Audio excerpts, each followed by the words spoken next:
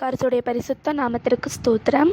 இன்றைக்கி நம்ம வரலாற்றில் செயல்படும் தேவன் அப்படின்ற தலைப்பில் அமந்தா ஸ்மித் என்ற ஒரு மிஷினரியை பற்றி இன்றைக்கி நம்ம பார்க்கலாம்.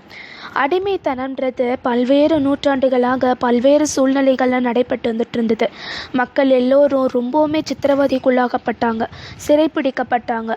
பேச முடியாதவர்களாகவும் சுயமாக எதையும் செய்ய முடியாதவர்களாகவும் தங்களோட கைகள் கட்டப்பட்ட நிலையில் அடிமைகளாக நடத்தப்பட்டாங்க.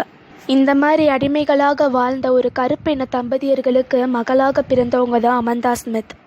தன்னோட குடும்பத்தை அடிமைத்தனத்திலேருந்து மீட்டெடுக்க அமந்தா ஸ்மித்தோட தந்தை எவ்வளவோ முயற்சிகள் செய்தார். ஆனால் அவரோட ஒவ்வொரு முயற்சிகளுமே வீணானது.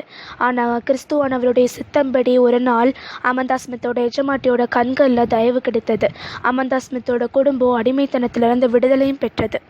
அதுக்கப்புறம் 1856 வருஷம் தேவனுக்காக தன்னை அர்ப்பணித்தாங்க அமந்தா ஸ்மித்.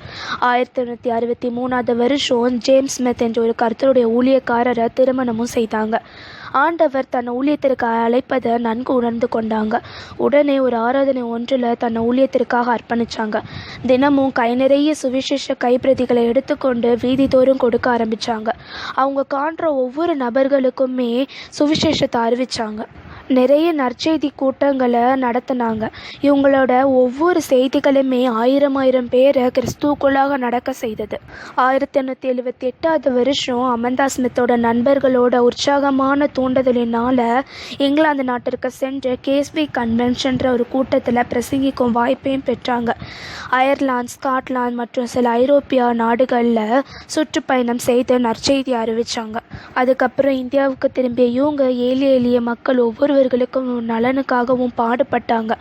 கோலார் அப்படின்ற ஒரு இடத்துல அனாதை குழந்தைகளுக்கான ஒரு இல்லத்தையும் அமைத்தாங்க.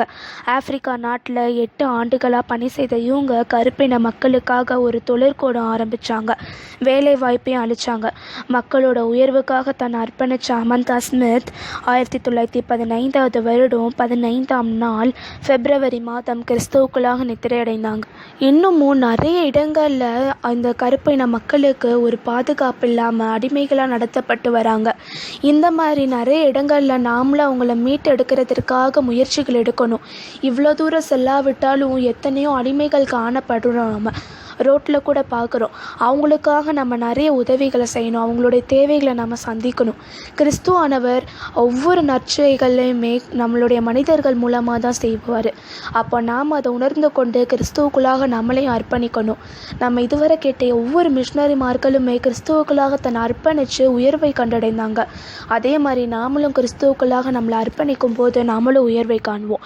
இன்றைக்கி நம்ம கேட்ட அந்த மிஷினரி கதையை நம்மளுடைய இருதயத்தில் தியானித்து கொண்டதுபடி நடக்கலாம். நாளைக்கு இன்னொரு மிஷினரி கதையில் சந்திக்கலாம். God bless you.